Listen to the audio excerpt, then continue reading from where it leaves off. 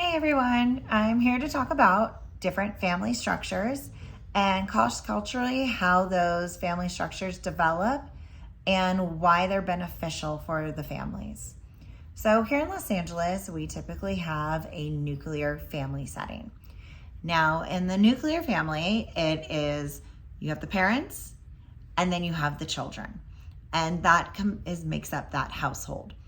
And that is typically what we see in our area because it is a more urban area. We don't have huge areas of land. We don't have huge housing, and that fits the culture here. So sometimes, though, we see a version of extended family.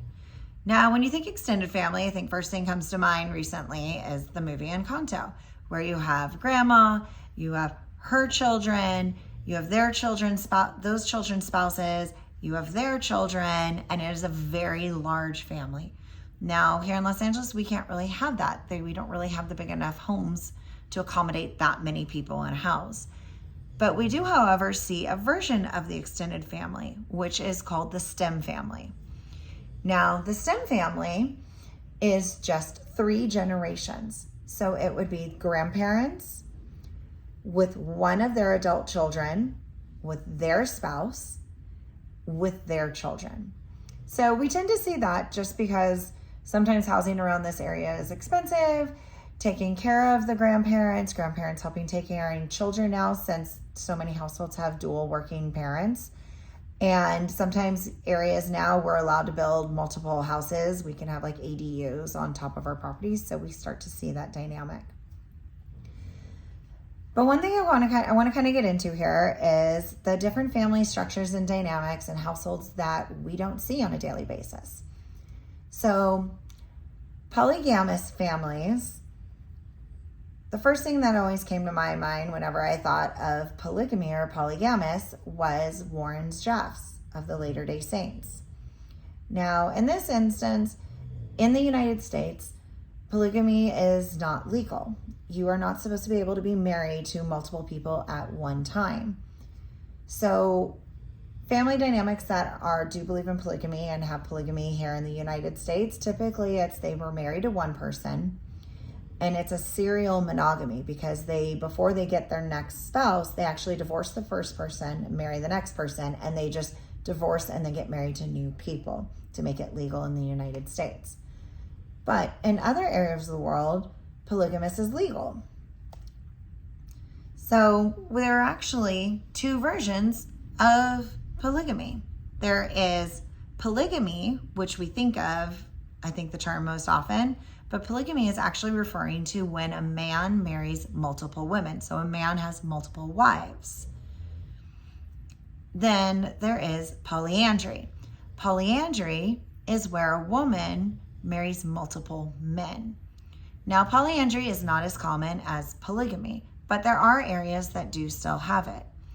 For instance, in Tibet, we do see polyandry. And we also see another breakdown of polyandry, which is called fraternal polyandry. Now, fraternal polyandry is still polyandry, meaning woman with multiple husbands, but those multiple husbands are brothers. Now there's also maternal polyandry, maternal polygamy, where it is one husband marrying multiple sisters. But for the fraternal polyandry, which is what we see in Tibet, the reason that is behind it and that you see it more there is because of the finances there, because of the economy, and because of the farmland. So if you have a farmland that has 3 brothers on it, and if each of them took on different wives, that'd be more people to have. The land would be divided. It'd be harder for the brothers financially. But if instead of each of them marrying different women, if all 3 brothers marry the same woman, the land, they can all stay together. They make it a family unit, and they're able to thrive more financially than if they had to break apart the land, have more mouths to feed, more children to feed, it would be harder for them. So those are just a little bit of different family structures. Now, how do we get to those family structures? How do we get to those marriages? So here in Los Angeles, we typically marry out of love. We marry because we fell in love with somebody. But that's not always the case. There was an episode in Big Bang Theory that showed kind of like a modern day how it's happening with arranged marriages. So Raj from India, and one episode is showing how his friends and talking about his arranged marriage to a woman anew that his parents arranged a marriage with.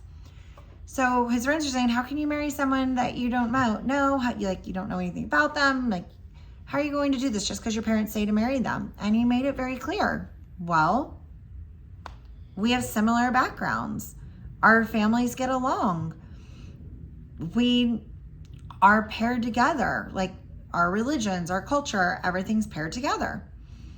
Ultimately, they're able to go and meet each other, and they decide they're not going to follow through with the arranged marriage, which you're starting to see more like of the culture, especially once it spreads here to the United States.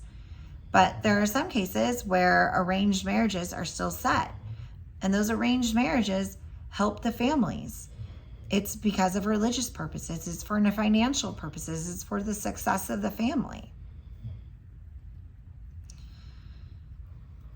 Now, in other areas of India, there's a different type of dynamic that happens after the marriage, which I guess is just another family structure, which is called matrilineal. Now, a matrilineal household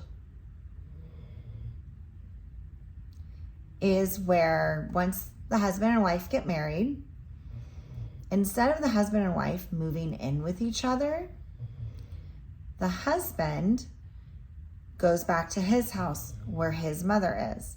The woman goes back to her mother's house. They go where the mothers are. It's a matrilineal society. Now, this is different than a matriarch. A matriarch would be a female woman dominant society, and that's not what this is. This is you live through your mother's bloodline. So the husband and wife, they get married. They each go back to stay at their mother's homes. Now, when children come in and they have children, the children will go and stay with the mother and her mother's family. So when the children do that and the children aren't staying with the father, the children start to have a closer relationship with the uncles for the males that are in the mother's household. So for the man, even though his children are over here and his wife's, who is in her mother's home, and the female's line, he has a very close relationship to any of his sister's children. That is what a matrilineal society is. So when you think about families and marriages, you think, yep, that's an easy thing. You got families, they get married, they have kids, and it's just, it is what it is, families and marriages. But when you think about it globally, and you think about all the different cultures and all the different societies around the world, and you think about how much we all have different variations, how much we all differ, then you think about how much our family structures, how much all those dynamics and households, and how we come to our living arrangements happen. It's fascinating.